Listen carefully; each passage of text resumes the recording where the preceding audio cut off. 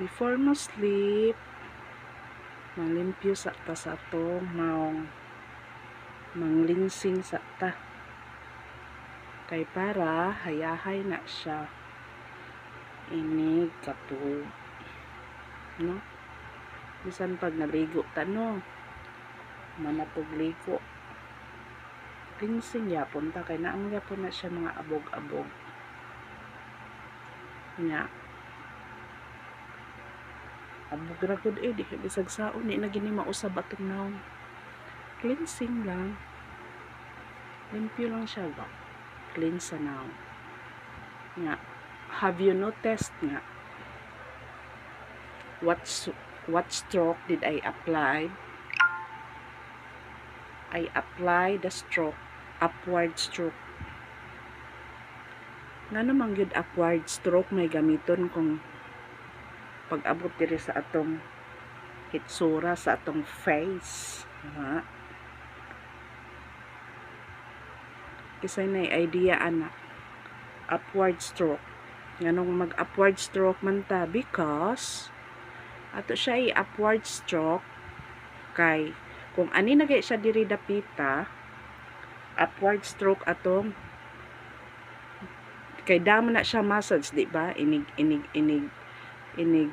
rub na to slightly mura siya mo inat padung sa babaw.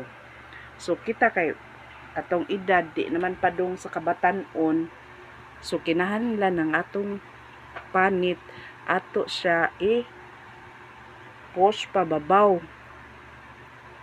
And if kung maabot sa ang diri sa agtang kanitanan padung gini siya sa babaw like that. Kung naa ka sa forehead na nakadiri, so ana na siya sideways or ana. But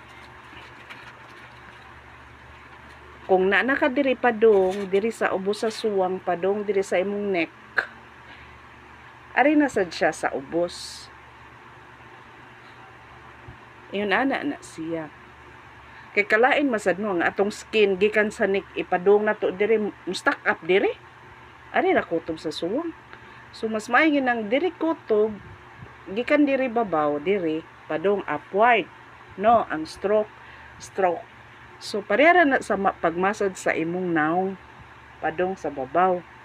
Nya kung ari na sad ka diri ilawom sa suwang padung sa na siya sa ubos kay para ang iyang skin ari sad siya mahug diri sa atong liugan nga sa abagahan. So dili kay siya musaging, di ba?